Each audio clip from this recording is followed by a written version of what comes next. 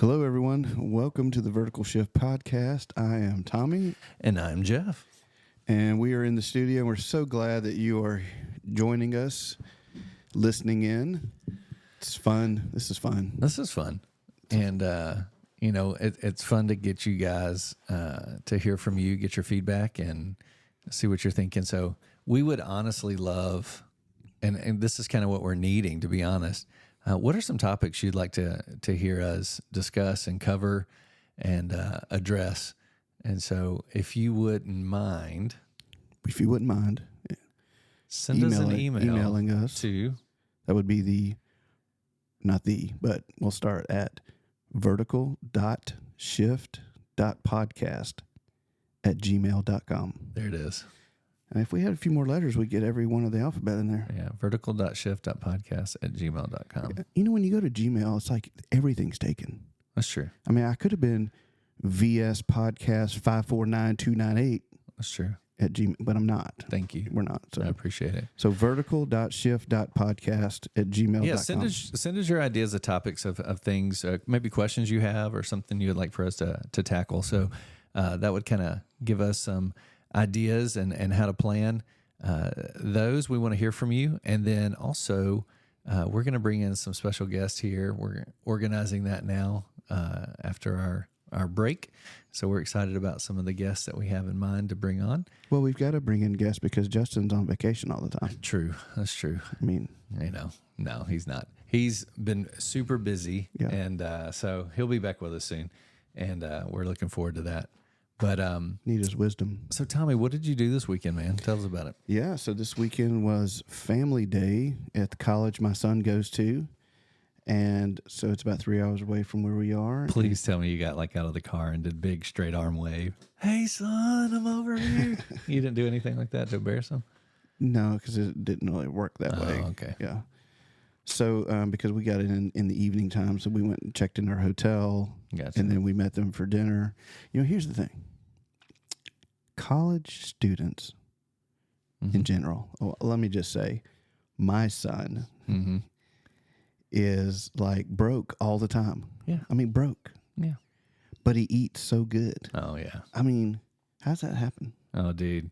Jace ended up getting like a $300 meal plan for and he's not even living on campus. But I mean, he's got $100 left and it's been a month. Mason had, now I think I paid $900 for his meal plan. Mm-hmm. He's got $200 left. Oh, He's been in school 1 month. What? Now he did say there's, think about that. He's been in school 30 days. He's got $200 left. Now, but what I'm told is it's different things. So he's got a lot of friends. No, he hey has guys, on me. he has this account with money, but then he has so many swipes of a card. Right. So then I heard, oh, well, he's got 200 swipes left. I'm just like, what does that mean? I don't even know what it means. I just, you're going to be eating like cold hot dogs Yeah. and baked beans. Mm-hmm. But no, he's not, because when we come in town, Right. we take him out to eat to all the places. He don't get to go out to eat when we're not there. So we did take him to some places. He's like, man, anywhere but the cafeteria food would be good. Yeah. So we went out and ate sushi. We went out and ate steak. Man. We went out and they had a whole a picnic for the family. Okay. So they grilled out burgers and stuff like that. That's cool. It was a lot of fun. It was really fun to see him and, around guys coming up, give him a handshake or whatever, and he's making friends. Yeah, and that's cool. So that was really good to see. We had my parents came, Christine's parents came, her dad and her mom. Yeah, they all came and stayed. So it was good to have the family there. Yeah, to be with him and see everything. We went up and into his dorm and got to see it, and that's pretty interesting there because has he washed the sheets since he's been there? Yeah, well, I don't know if he's washed the sheets. He's always been good about laundry. Yeah. Both of our kids early on, Christine really did a great job of teaching them how to do laundry. Mm-hmm. My mom, on the other hand, didn't teach me how to do laundry. Yeah, mine either. So I still reliant on other people or. Hey, son, get in here, wash my clothes. Yeah, I can wash them. It's just putting them up anyway. But it was fun to see. So his dorm, he was supposed to have a roommate. Well, the roommate never came. Mm. But he's not allowed to mess with that side of the room because when they come and do room inspection, if they see he's using like both sides, then it's not like move-in ready, and then they charge him double. Well, they don't charge him anything, but charge me. Yeah.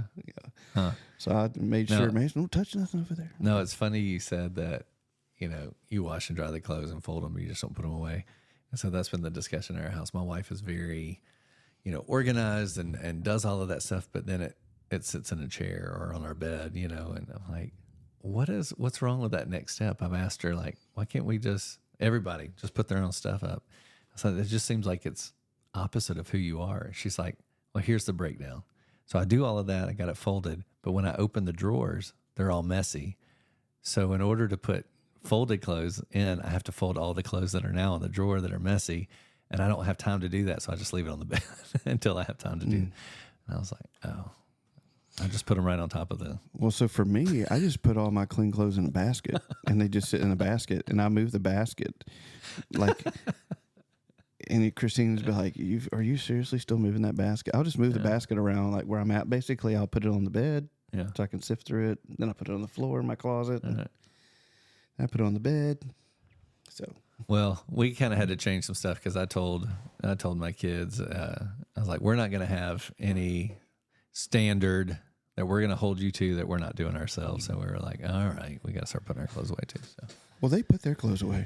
I don't put mine away. No, mine don't. I mean, they're good at it. It's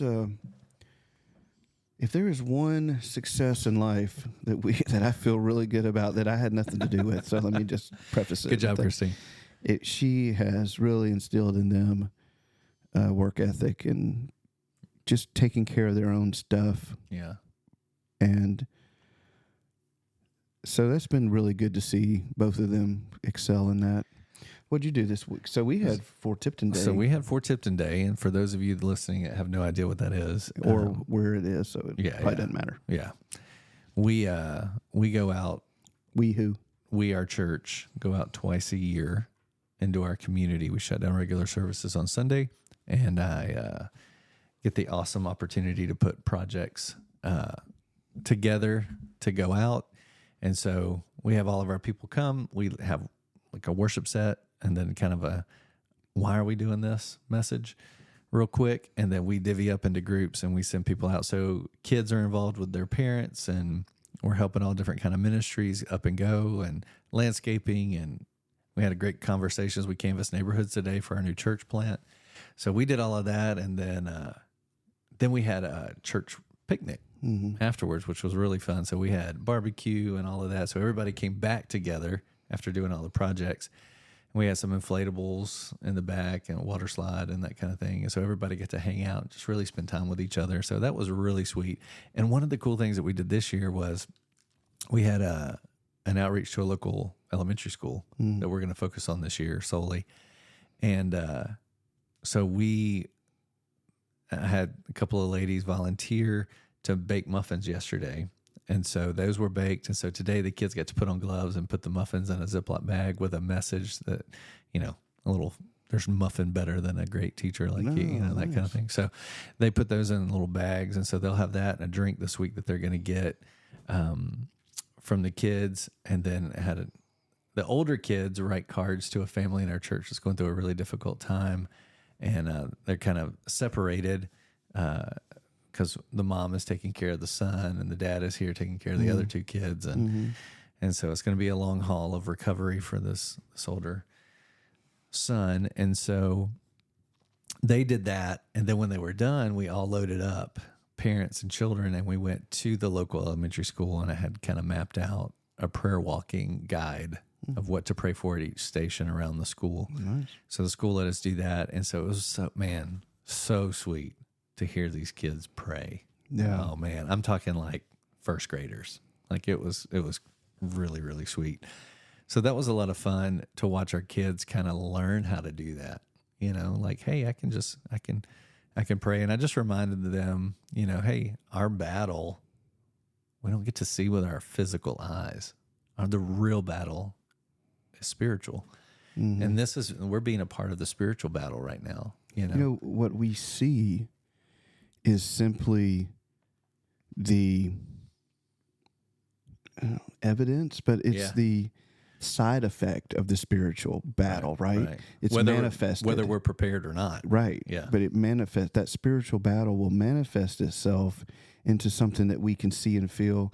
And all too often, though, because we're visual people, we assume, oh, well, that's the enemy. Right. Because of that person is my enemy now, or that thing is. But if I could just get rid of that. Exactly. Yeah. It doesn't work that way. No. Yeah. And I tell you, Jeff, the more and more that I pursue the Lord and read Scripture, the more and more that becomes evident. Yeah. Yeah. You know, I heard someone say one time, it's hard to hate somebody you pray for. Yeah. That's true. It's really true. And when you start praying for people, you really start to see the difference between a person and a person who is being influenced by evil. Yeah. You can separate those two. Yeah. And you can love that person because they are made in the image of God. And how many times do we forget that too? Yeah. I forget it all the time when I'm looking at someone, judging them in my own mind, like, oh, look at them. Yeah. You know, or, you know, someone it's easy to lose sight. Yeah. Right. Yeah. And we forget, though, that is the same a human being that was created by God, that was formed and knitted in the womb, and in His image. Yeah. And, you know, that's something that I've gotten more aware of, though. Yeah. Yeah. So, and that's what I tried to remind the kids today. I was like, listen, you're part today of a spiritual battle of God changing the hearts of people. And that's the job only He can do, you know, and we're praying for the staff and the teachers and the kids and the parents that walk through this, that they feel the love of Jesus the moment they walk in into a secular setting, you know, that they experience something different. And just having the kids pray for protection and against all the crazy that can happen and all that. And so it was really, really sweet. And so I thought that was pretty cool. And so anyway, so we had all of that. And then a really, really fun part of today was my second son, Titus, has been looking for a new vehicle. So we bought a car, golly, what is it, 3 years ago now, that I had my dad check out. I saw it on Facebook. I've been looking for months for a vehicle, and we found a little Honda Civic, and it was in a price range that we could afford, but it was in a different state where my parents live. And I'm like, hey, Dad, this isn't far from you. Go check it out. And he's like, okay. He loves little projects like that. And he's always helped me. So I was like, this will be great. So just go check the car out. If it's good, I need to get it. Like, I need to find something for him, and this fits our price range and all this stuff. So anyway, so he went and checked it out, and he was like, I mean, it's an older vehicle with low miles. It's like brand new. It's like, great. You're buying it though for your older son. For my older son. Yeah. It was like 3 years ago. Yeah. And so they get it, they drive it up here, and we're so excited and like get in it. And I'm like, what's that smell? Why does it smell like this car's been underwater? Like it was just sour, mildewy. And then what was it? It had leaks, like like the rubber on top, over the, like it would leak in, and when it rained, your dad didn't smell none of that. Apparently, he has lost the ability to smell or see because it was mildew on the seat belts. You're like, Dad, how is this brand new? The like floorboard is wet. I'm like, your feet didn't slip driving it up here. But well, hey, send your dad over. I've got some stuff I need to sell you. That was pretty good. The engine is cracked. No. The AC doesn't work. The speedometer doesn't work. But that's everybody's first car. Look. I know. So it's worked out great. First car. It's worked out great. So if your kids aren't old enough yet, do this. Buy a piece of junk. And so anyway, they've driven in it. We've titled it now the Learner Lemon. Okay. Right. Yeah. So this is your first attempt at driving. You go off the road, you bump into something, whatever. You know what? That's fine. You know?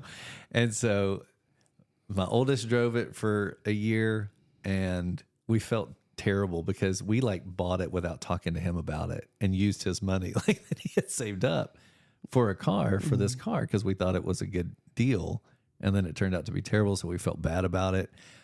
So after about a year, and he never complained. I would have been at his age and I spent my money, I would have been upset. You know, like I didn't pick this car out and it smells like mildew. It was gross. Anyway, so we found this car. We went, he loved it. So he's had a new car for about a year now. And when I say new to him car. And so he's so happy. So my second son turned 16. He got the Learner Lemon. And so he's been driving it, and it doesn't have any AC. Well, just keep it, though, for your daughter. No. So anyway, I mean, he's like, Dad, I think I'm ready. He worked all summer in Minnesota, like we mentioned, and saved money. So he had enough money to get something different. And so I found this car online, talked to the guy, felt really, really good about it. And so I wanted to jump on it. So I left from doing all of those projects today. No, I didn't even tell him about it yet. And so we had to drive an hour to the car, and man, it is so nice. And he's so excited. I mean, you could not wipe the smile off of his face all the way back. So, I mean, and he's not my super lovey-dovey kid either. You know, he's kind of like fist bump, whatever. They give me a full bear hug, and he's just so excited. I tell you, I do like him playing pickleball with us. Yeah, it's been a lot of fun. It has been. Yeah. And so anyway, so that happened today. And I mean, he's just showing everybody. Did you spend his money on this? Oh, yeah. Okay, good. Yeah. Now, he owes us just a little bit, but yeah, it's totally doable. That's and good. So he's super excited. So you just got to be careful how you talk about the Learner Lemon. Why? Because if you're not going to keep it, you're going to sell it. People listen to this podcast right now. Hey, it's a Learner Lemon. If you need a Learner Lemon, but it's top you dollar, let me know. Top dollar Learner Lemon. I mean, all the stuff that he said he's fixed. Maybe not the engine. You cleaned it. You cleaned it, right? It's clean. It still has a little mildew smell. Oh. But here's the thing: the car runs great. Like it'll get you from point A to point B. You'll be sweating to death by the time you get there, but it works great. Did you fix the leak? No, the engine. No. It hasn't rained in like 3 months. No, the engine crack. No, sorry. Oh, I don't know how to do that. Well, the air conditioner, you can listen. Fix This is all it does. It just burns through the water in the radiator. So you just make sure that it's full, and you're good to go. So I mean, Until it like hydrolocks. I mean, there's that. So anyway, we did all of that. You might be keeping that car longer than you think. So full disclosure, it's a Learner Lemon. If you need a Learner Lemon that gets good gas mileage, email vertical.shift.podcast@gmail.com. Please let me know. We need to sell it quick. How much are you going to sell it for? $8 million. Yeah. Uh-huh. Anyway, so we got to do that, and man, it was so sweet, Tommy. It's just really fun. And he's just so driven and so excited about it, taking care of it. Wow. And I told him he was our kid that would, sit in the back of our nice vehicle and have chicken nuggets from McDonald's and open up barbecue packets and leave it in the little cup holder for a week. We get back there. I was like, now you get to do it. Yeah, Mom and I are riding in the back of your car. Yeah. Oh, my bad. Oh, let me wipe my hands in your seats. Exactly. So, you only got 2 down, 3 to go. 2 down, 3 to go. That's it. Wow. Yeah. I've got 1 down, 1 to go. I mean, down. I wouldn't consider them down yet. But they're you in have the a process. car. But they have cars. Oh, you got 3 more cars you got to buy. Yeah. Because the twins ain't going to share no car. So here's a fun fact. Twins ain't going to share no car. You don't have to do what we did. I'm just telling you what we did. It worked out in our favor. What did you do? Right? So when our kids turned 16, I told them that that's their big birthday. We will give them $1,600 for their birthday. That's towards a car, right? Now, if they can come up with their own $1,600 before their 16th birthday, they work, they save, do all the things, and we'll give an additional $1,600. right? So they're buying Lerner lemons. I mean, that is the Lerner lemon price range. Hey, right there. I had to learn from the Lerner lemon of what to do, what not to do. Always take the new used car that you purchase to your mechanic to get double checked. Anyway, but that gave them some work ethic, gave them some buy-in, a little motivation. Ours struggled with work ethic and that kind of thing. So it worked. Let me ask you this, Jeff. Yeah. Are there any things? Is there anything you can think back on, like as a parent, that you regret doing that you didn't do so well? That takes multiple podcasts. I'm not asking for. I'm just saying it's just yes or no. Of course. Yes. Okay. Yeah. So like Mason has almost a brand new truck. So we didn't do. I'm trying to think. His first vehicle, though, I don't think I'd consider Lerner lemon.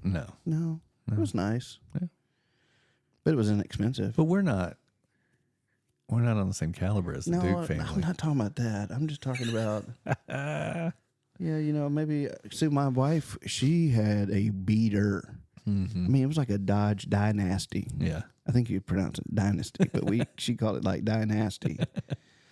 And it was like she could tell stories about it. So our kids need that. They need to experience that. I agree. Makes you appreciate it when you get it. See? But my son didn't. So I've got a Lerner lemon. You just let me know. Marley can get the Lerner lemon. She turns 15. She's about to get her permit. And I told her I've been sending her pictures. Like, dude, we could play a prank on her. Maybe I got you. No, we could. But listen, I send her pictures of station wagons with the wood on the side. Be like, hey, you like this one? She's like, bruh, Dad, for real? on. No, quit playing. Yeah. Or I found this one. It was like a little miniature truck. It was so tiny. It was so funny. I'm like, it's right here. She's like, she gets mad at me. Stop it. Yeah, she gets so upset. But those are all fun, kind of fun things. But what about, I mean, I think about my first car. I had a little Honda Accord. I mean, I loved it, but it had the headlights that popped up, Please tell me only one came up. No, both came up, but one was loose. So if you were on the interstate, the wind would catch it and it would come up a little. So you would blind everybody. I had people slam on brakes. They were so mad. Your brights are on. I was like, I can't help it. So it's like a car with one bad eye. Yeah. Yeah. Oh, goodness. It was funny. But yeah. So anyway, those things were super fun. And it was just fun to do that with Titus today. And I feel like, we have 5 kiddos. And, I'm sure from time to time, our kids, you emphasize one over the other because of life situations. That one's going off to college and it's a big deal and you're getting them set up. And then, it's fun to have moments one-on-one to just to remind them that, man, just how much you love them and how special they are to you. So it was really sweet today, man. It really meant a lot to me to see his reaction like that. It was really fun. So yeah, that's good. Anyway, well, I wanted to talk tonight about kind of what we discussed in group. We're kind of doing an Old Testament right now overview and just kind of a 30,000 foot view to put the pieces together, to have a time frame, a chronology of the events and what's happening and why, and helps the books make sense and that kind of thing. And so today we're just in our second lesson, so we're finishing up Genesis, and it's just so powerful to kind of just revisit the story of Joseph, and kind of seeing all that happened to him. And in the study, it just refers to Joseph as a Christ type, and his experience and how he handled situations really resembled Christ, right? And so loved by his father, hated by his brothers, sold into slavery, sent off, and while he's there, as a slave, just really kind of rises in favor there to Potiphar, and then his wife tries to seduce him, and he does the right thing, and so she falsely accuses him and sends him to prison. But even while he's in prison, right, he's obedient. His character doesn't change. He's not bitter at God. He still lives by the same standard, and so he rises in rank among the prisoners there, and he has an opportunity to interpret dreams that God's given him the ability to do for 2 other prisoners, and they came to fruition. And the guy said, "Oh man, I'm going to remember you." And we talked a little bit about that before. I think it was like, but he forgot. It was like, 2 years later. I was just so excited to have my job back. It came back to me 2 years later. Yeah. Man, you think about that? 2 years is a long time. When Pharaoh had a dream, and so he's like, "Oh yeah, there was this guy could do this. I was supposed to tell you about him."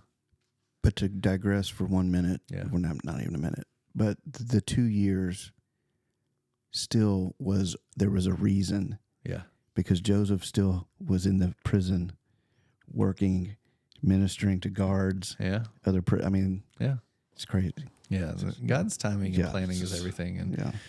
And so it's not by anyway, accident. he comes out of that, interprets the dream. And then, it just talked about the authority he had, that wherever he went, people had to bow the knee to him, and, nothing could happen without his permission, kind of thing. And so it was neat to see the roller coaster ride of his life, but his character was consistent. A lot of times we can trace our highs and our failures based off of our obedience to God, right? And we're just kind of up high, and we're doing good, and then we forget and we go down. You kind of see that with the Israelites over the years. But in Joseph's life, it seems like, anyway, at least the narrative that we're told, it seems like his character is consistent in his love for God, but his situations change, not of his fault, right?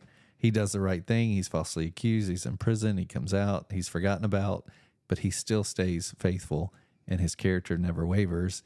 And yet the Lord blesses it in the end. But from the time he was sold into slavery around 17 years old till the time that he is like second in command, he's 30. So 13 years of that, and never wavered. And then it kind of all comes to like a culmination when his brothers come, right, to Egypt to get food because there's a famine, and, they're all starving. And so he had the opportunity and the authority and the, reason to do whatever he wanted to his brothers and just be done with them. But just like Christ, right? Because he's a Christ type. You think of Jesus on the cross, and he looked out and he said, "Father, forgive them, for they know not what they do." And he looked at his brothers and he said, "Hey, what you meant for evil, God meant for good." And forgave them, embraced them, and brought them in. And I'm going to read this real quick. Yeah. So for these 2 years, the famine has been in the land, and there are still 5 years in which there will be neither plowing nor harvesting. And God sent me before you to preserve a posterity for you in the earth, and to save your lives by a great deliverance. So now it was not you who sent me here, but God, and he has made me a father to Pharaoh, and the Lord of all his house, and a ruler throughout all the land of Egypt. Yeah. And here's the thing. Who was he and his brothers? Right. Who are they? They're the sons of Jacob. Right. Who become Israel. Yeah, that's right. Yeah. The 12 tribes of Israel. Right there. What lineage does that carry through to? Right. Who the lifeblood of the lineage of Jesus. Right. And so here again, it's another protection that's all pointing to preserving that path to Jesus. Right. Yeah. Yeah. And I'm just reminded through all of it, and I think the thing, Tommy, that kind of just rings in my thoughts now, is that consistency over time, the right investments over time, and seeing the fruits of that. And, I was telling the kids in children's worship one Sunday, I was like, if you plant a seed and you never water it, what's going to happen? They're like, it's going to die. It's never going to grow. I was like, right. I was like, what happens if you water it for a week? And they're like, well, you'll probably start to see it to grow a little bit. I said, and then you stop. I was like, well, it'll die. I was like, so it takes constant care, consistency. Let's say we plant that apple seed, or let's say in my case, a peach seed, because there's a story behind it. let's plant a peach seed. And all of a sudden you got a peach tree that's like 3 feet tall. Is it producing anything yet? Like, no, not 3 feet tall. Right. You still got to water it and take care of it. And so it takes several years for that to grow into a mature tree that will then produce peaches. I said, this year we did that. We planted 2 peach seeds and they grew, and now they're trees. And one of the trees is like flourishing. The other one's behind it a little bit. And it had probably 50 peaches on it this year. So excited. I looked out my kitchen window and squirrels ate all of my peaches. Squirrels are demons. I never felt like you were connected to the peaches. No, I've never felt like I understood my dad more, because my dad will sit out in the backyard with a BB gun because he has pecan trees and he protects his pecans from the squirrels. And he's done it for years. And the stories are hilarious, things he's done. But his neck is so bad now with arthritis. Like he kind of looks down. He cannot bend his neck up. So he had to get a computer chair, kind of like the one I'm sitting in, so that he can lean back like this and look up into a tree and shoot squirrels out of the tree. But I mean, I looked at that. I said, Erin, there are squirrels eating my peaches. And she was like, oh my goodness, Bobby. She's like, you've never been more like your dad than right now. It's like that commercial. Yeah. You know, there's a commercial, the insurance or don't become your parents. Yeah. Oh, 100%. Dude. And it's true, but it's one of those things I told the kids. I was like, listen, I did everything that you're supposed to do. Like, I watered it. I took care of it. It's grown. It matured. It produced fruit. I said, the enemy still wants to come and steal, kill, and destroy. Squirrels. Yeah. Demons. They are demons. But, you know, that's a great parallel though to the same things that want to come and take your fruit. Right. Yeah. And so just thinking about the spiritual aspects of things. So when you look at parenting, right, in particular, because I have that wide range and just looking at it, and there's, you know, I think every first time parent, you know, with your first child, you're really kind of over the top with them.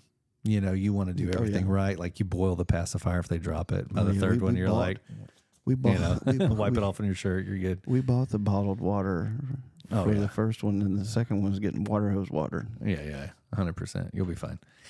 And so there's that kind of thing. Like you really overthink everything and worry about everything. Am I doing it right? Are they developing right? Are they doing this?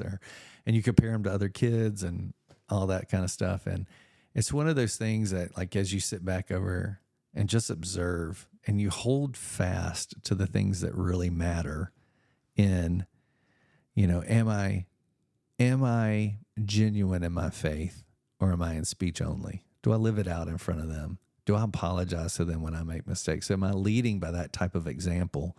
And I'm staying consistent with that. I'm leading them in that. I'm sharing that. They're going with me.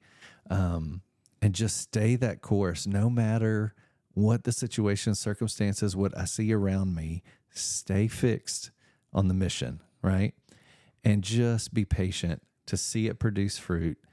And man, it's so cool to see it, because my oldest, you know, is freshman in college, and just the friendship that we have now that's developed over those years, the confidence that he has to come and talk about anything and everything and to really want to glorify God with his life. It's just been really cool. And now starting to see that in my second oldest son, and just the things that are developing in that. And, you know, we actually had somebody come up to us and just like, hey, you guys should consider doing a parenting class. And we're like, what? Why? And they're like, well, look at your kids. And I'm like, that has truly nothing to do with us, right? I didn't make the peach tree in my backyard grow.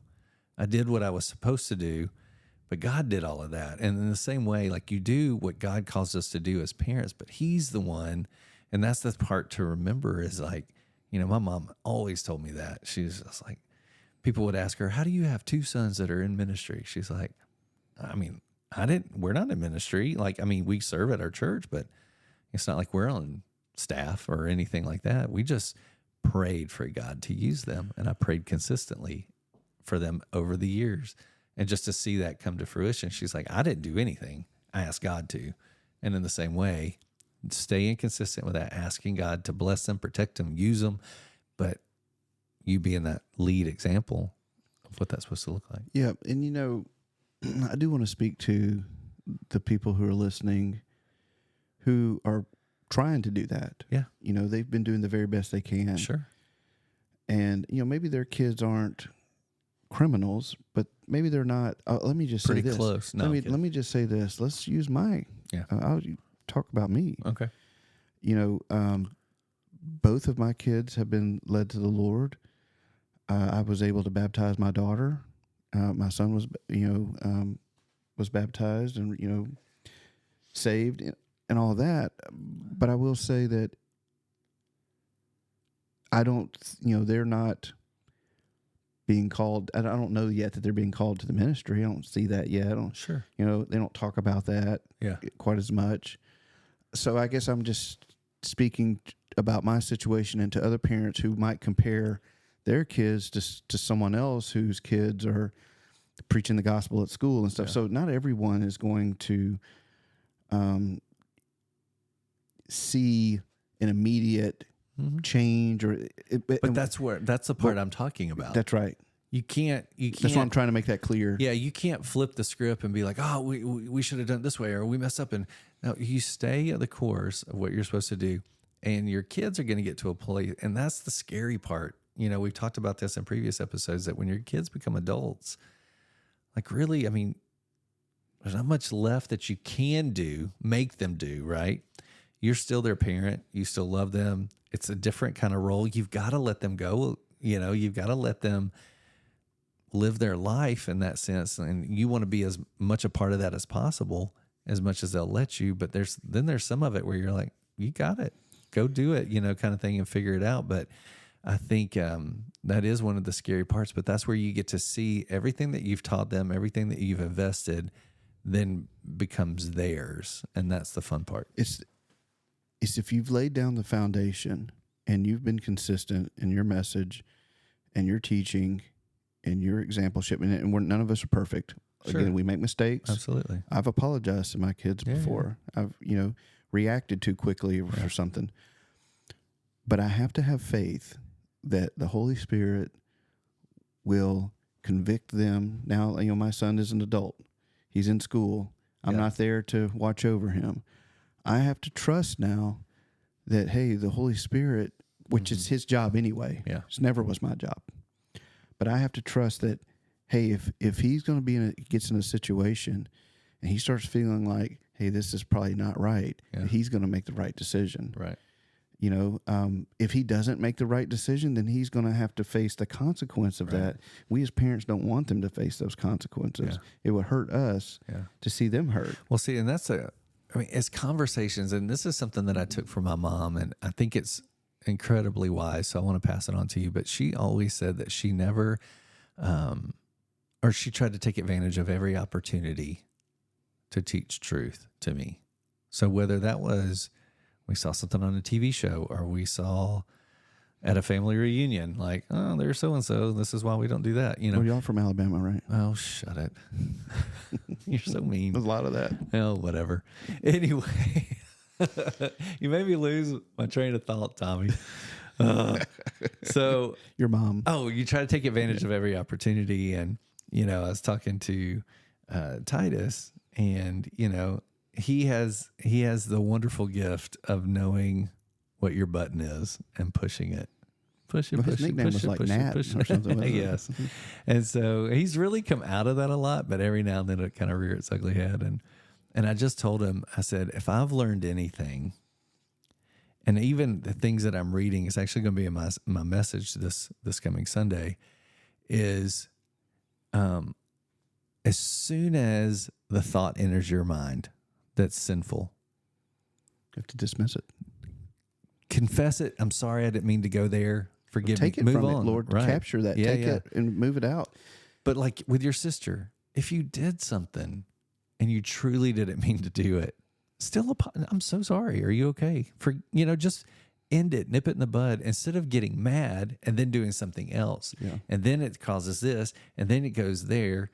And then it just snowballs out of control. I was like, just listen, learn from this situation. I'm trying to teach you how to have a walk with the Lord.